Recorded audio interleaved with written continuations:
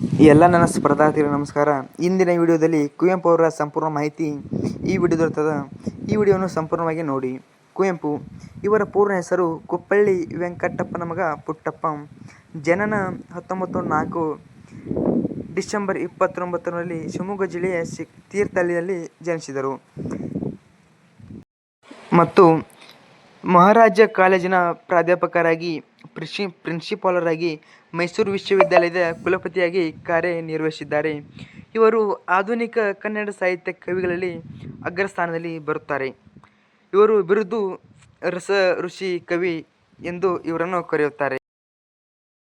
ಪ್ರಮುಖ ಕವನ ಸಂಕಲನಗಳು ಕೊಲ್ಲಲು, ಪಾಂಚಜನ್ಯ, ಪ್ರೇಮ ಕಾಶ್ಮೀರ ಮತ್ತು ಪಕ್ಷಿ ಕಾಶಿ ಎಂದು ಇವರನ್ನು ಕರೆಯುತ್ತಾರೆ.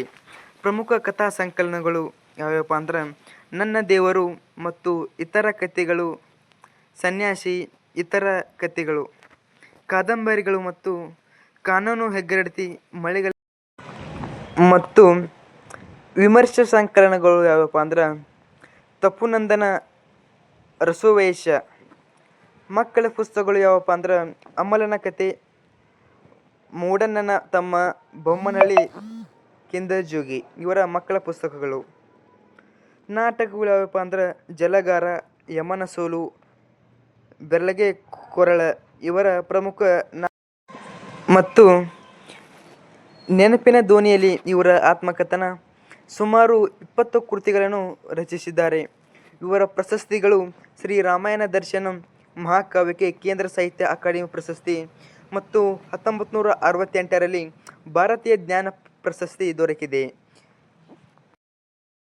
ಪ್ರಶಸ್ತಿಗಳು 1964ರಲ್ಲಿ ರಾಷ್ಟ್ರಕವಿ ಮತ್ತು 1988ರಲ್ಲಿ ಪ್ರಮುಖ ಪ್ರಶಸ್ತಿಗಳು ಲಭಿಸಿವೆ.